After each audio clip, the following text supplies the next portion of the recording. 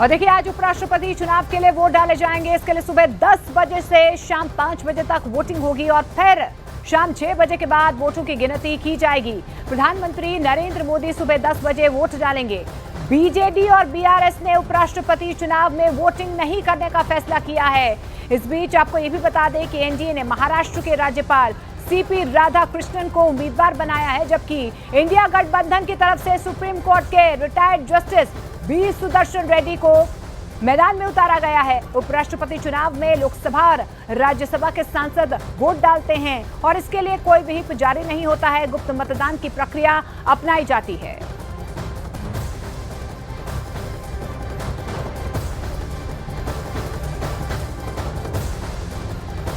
NDA के ओर से आदरणीय सीपी राधाकृष्णन जी को जितना एनडीए पार्टी का वोट्स है उससे कई ज़्यादा समर्थन मिलेगा, क्योंकि राष्ट्र हित में कई एमपीज राधाकृष्णन जी को वोट देने के लिए सोच रहे हैं। जहां तक एनडीए के उम्मीदवार आदरणीय सीपी राधाकृष्णन जी का सवाल है, तो बहुत विनम्रता के साथ कहना चाहूँगी, लेकिन बहुत आत्मविश्वास के साथ कहूँगी कि गणित कहता है कि संख्या हमारे साथ। 2022 में जब आदरणीय धनखड़ जी हमारे एनडीए के उम्मीदवार थे, तो उस समय भी 3 दशकों में किसी उम्मीदवार, किसी उपराष्ट्रपति के उम्मीदवार को जितने वोट नहीं मिले थे, जितना समर्थन हासिल नहीं हुआ था, धनखड़ जी को हुआ था। तो वह कठपुतली चाहिए। अगर कठपुतली नहीं चाहिए, तो न्यायिक भूमिका, संवैधानिक भूमिका अगर निभाना चाहते हो, तो आपके पास दूसरा पर्याप्त नहीं है, जो हमारे रिटायर्ड न्यायमूर्ति रेड्डी साहब है। That is what the simple. अनपढ़ लोग नहीं है, गंवार लोग नहीं है आप। प्रधानमंत्री नरेंद्र मोदी ने उपराष्ट्रपति चुनाव को लेकर एनडीए सांसदों को नसीहत दी है। पीएम ने कहा है कि सभी सांसद मतदान के नियमों का सावधानी के साथ पालन करें। उन्होंने आगे कहा कि सभी सांसद इस बात का ख्याल रखें कि एक भी वोट खारिज ना हो। पीएम ने आगे कहा कि उपराष्ट्रपति चुनाव में एनडीए उम्मीदवार की जीत तय है, लेकिन सांसदों को नसीहत यहां पर दी गई है। बाकायदा जो वर्कशॉप हुई, देखिए इसी से जुड़ी हुई ये जानकारी है। प्रधानमंत्री नरेंद्र मोदी ने उपराष्ट्रपति चुनाव को लेकर एनडीए के सांसदों को नसीहत दी है, क्योंकि आज ही उपराष्ट्रपति को लेकर चुनाव होने वाला है। और देखिए एक तरफ उपराष्ट्रपति चुनाव में एनडीए अपनी जीत का दावा कर रही है, तो वहीं समाजवादी पार्टी की सांसद डिंपल यादव ने कहा कि विपक्ष एकजुट रहेगा, इंडिया गठबंधन मजबूत स्थिति में है। डिंपल यादव ने इंडिया गठबंधन के उम्मीदवार की जीत का यहां पर दावा भी किया।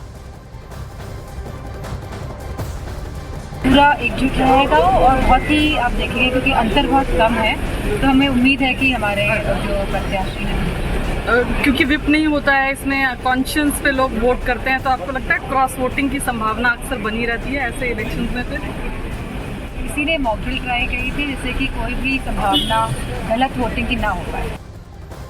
तो देखिए उपराष्ट्रपति चुनाव में एनडीए का पलड़ा भारी माना जा रहा है और एनडीए ने इसके लिए खास रणनीति भी तैयार की है। एनडीए ने मैन टू मैन मार्किंग के तहत वोटिंग का प्लान तैयार किया है और इसके लिए एनडीए सांसदों को क्षेत्रवार समूह में बांटा गया है।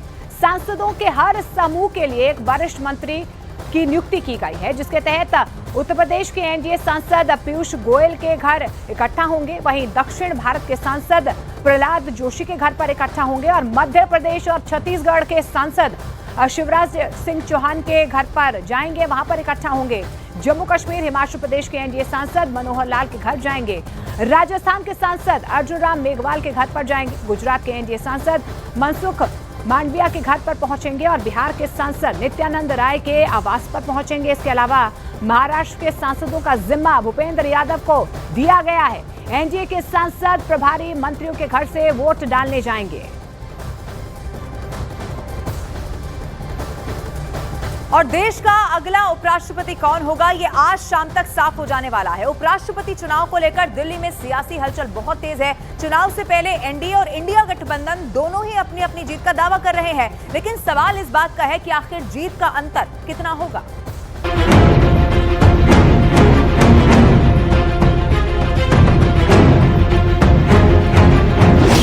कौन होगा देश का अगला उपराष्ट्रपति?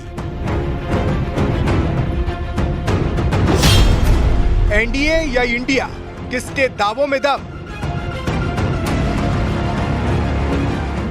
किसके पास है जीत का नंबर? जानिए पूरा गणित। देश का अगला उपराष्ट्रपति कौन होगा, ये आज शाम तक साफ हो जाएगा। लेकिन वोटिंग से पहले दिल्ली में सियासी पारा पूरी तरह से चढ़ा हुआ है। एनडीए और इंडिया गठबंधन दोनों ही अपने पास जीत के पर्याप्त नंबर होने का दावा कर रहे हैं। एनडीए की तरफ से सीपी राधाकृष्णन मैदान में है, तो इंडिया गठबंधन ने पूर्व जज बी सुदर्शन रेड्डी को मैदान में उतारा है। उपराष्ट्रपति चुनाव में गुप्त मतदान होता है, ऐसे में क्रॉस वोटिंग का खतरा हमेशा बना रहता है।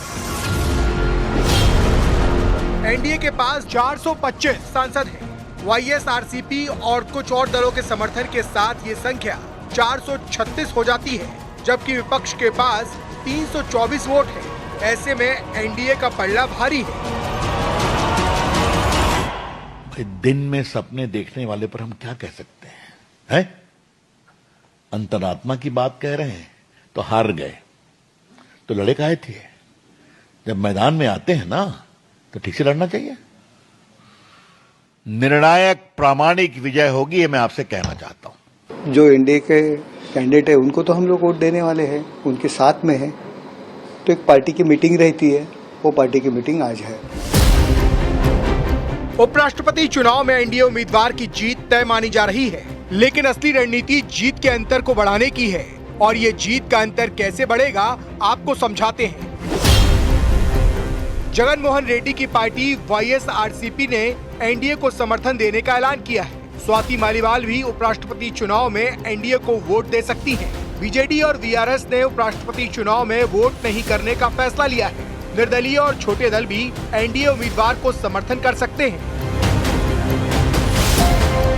अगर क्रॉस वोटिंग हुई तो एनडीए की जीत का अंतर 100 से 125 वोट तक रह सकता है।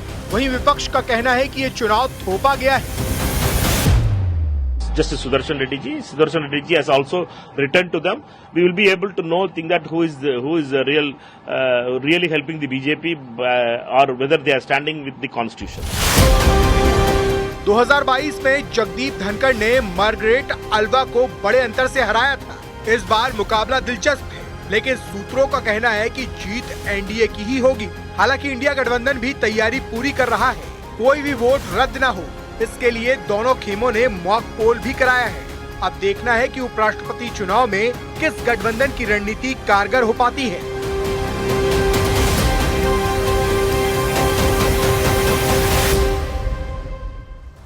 और कांग्रेस नेता अखिलेश प्रसाद सिंह ने उपराष्ट्रपति चुनाव में इंडिया गठबंधन के उम्मीदवार की जीत का दावा किया। न्यूज 18 इंडिया से खास बातचीत में उन्होंने कहा कि आंध्र प्रदेश और तेलंगाना की जो पार्टियां बीजेपी के साथ हैं, वो भी सुदर्शन रेड्डी को वोट देंगी। हमारे साथ कांग्रेस के वरिष्ठ नेता अखिलेश प्रसाद सिंह हैं। इंडिया गठबंधन के सामने जो बड़ी चुनौती हाल के दिनों में आई, उसमें से एक उपराष्ट्रपति का चुनाव भी है। आपको क्या लगता है सर, क्योंकि बीजेपी तो पहले से कह रही है जीती जिताई हमारा ये चुनाव है, आप लोग चुनाव लड़ तो रहे हैं, लेकिन क्या आधे अधूरे मन से लड़ रहे हैं? नहीं, बिल्कुल पूरे मनोयोग से चुनाव लड़ा जा रहा है। और जो उम्मीदवार हैं, उम्मीदवारी के तौर पर आप देखिएगा तो निश्चित रूप से इंडिया गठबंधन के उम्मीदवार की योग्यता, कार्यक्षमता सब कुछ बेहतर है। क्या आप लोग वाकई जीत की भी उम्मीद है आपको अपने उम्मीदवार के, या फिर ये चुनाव लड़ना एक जैसे औपचारिकता होती है वो है? नहीं, औपचारिकता तो चुनाव की रहती है सभी दलों के लिए, और संविधान के अनुसार चुनाव तो होना ही है जब पद खाली हो गया तो। लेकिन जीत के लिए लड़ रही है इंडिया गठबंधन, ऐसा नहीं है कि औपचारिकता के लिए लड़ रही है।